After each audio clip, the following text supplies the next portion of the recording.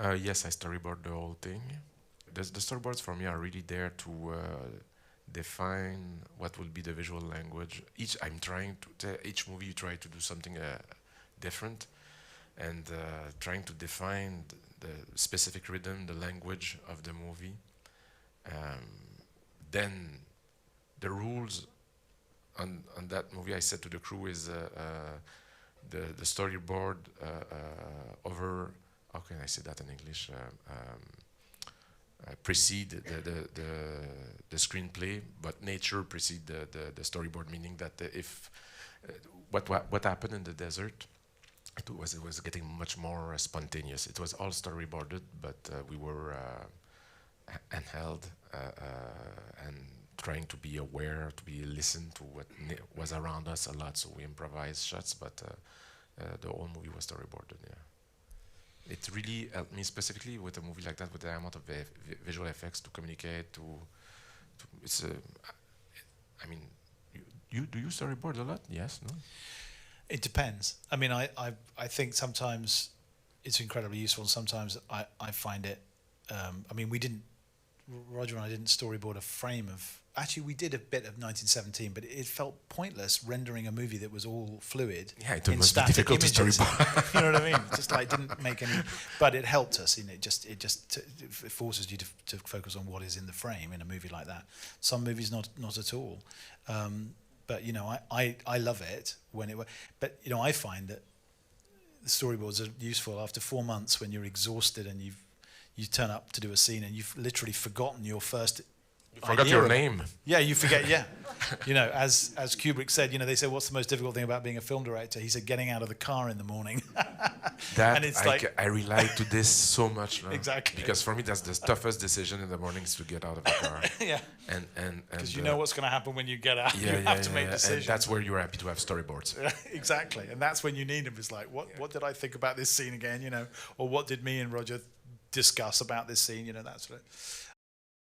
When you're planning, I'm curious. Do you do really, for example, doesn't do storyboards? He draws everything, and it has content because he's a fine artist. He draws everything, and it is. He reads the scripts. He's drawing and throwing things around. Do you use storyboards? Do you find them restrictive? How do you plan?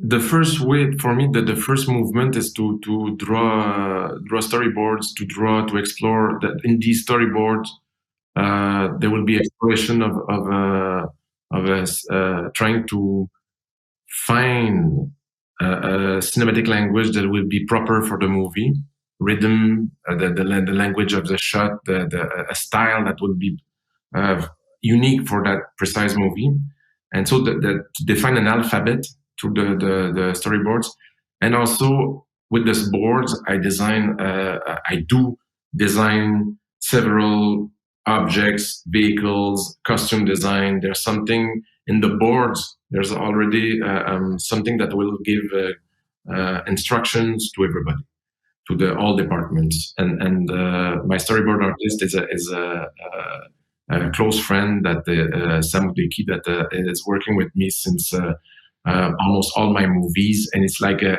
extension of my mind. It's really my friends are joking, saying that I speak three languages: French, English, and Udeki. You know, it's like really like when we work together. There's like a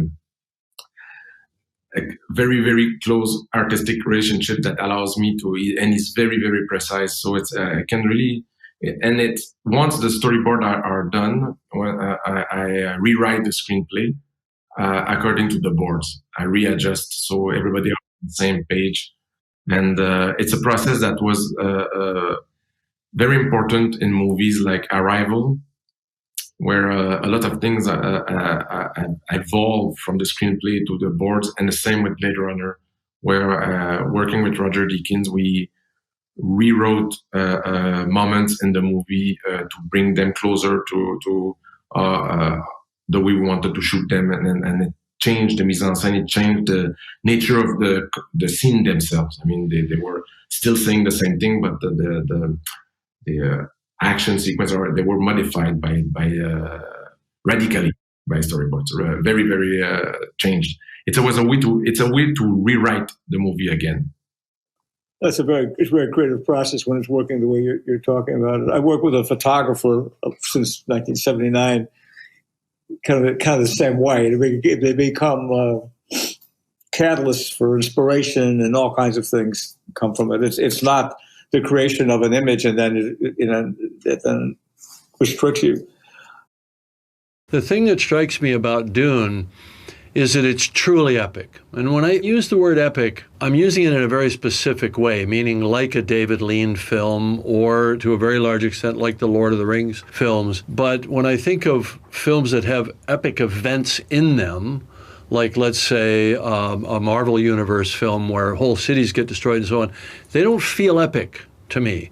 But you seem to have the discipline, the vocabulary of actual epic filmmaking, that kind of grand proscenium frame that's just presented and takes its time with the music and so on to linger, and the little tiny figures. Is that just innate with you, or were you trying a style on this film that you hadn't done? The idea behind was to try to bring back humanity to its right position in the ecosystem. A bit like in the book, we are in a world where people are not able to control the Arrakis. The Harkonnen on their planet were destroyed all nature. It's a culture that managed to destroy everything, but on Arrakis, the ecosystem are stronger than human. There's that feeling of humility that I was trying to bring the human figure at its right position in the ecosystem. And it's like, so the movie was basically designed with that scope, as you said, and then high intimacy. There's not a lot of middle ground shots yet. It's really landscape or faces. Exactly. There is no call we do not answer. There is no faith that we betray. The Emperor asks us to bring peace to Arrakis. House Atreides, accept! There's a very specific shot of 3 ornithopters. You see 2 initially, and they're stacked on a very long lens shot, and then a third one swoops in across the foreground. And we've all seen that shot done with helicopters. And you instantly made your aircraft, your exotic aircraft design, familiar. We've all seen that shot in Black Hawk Down or whatever. It's right? You're the first one to mention it. It's an homage to Ridley. Powerful. Because I wanted to have that exactly that subconscious response in the audience mind, thinking that all those machines could be real. But you did the same with Avatar when you were designing your aerials using lens that felt like grounded into reality.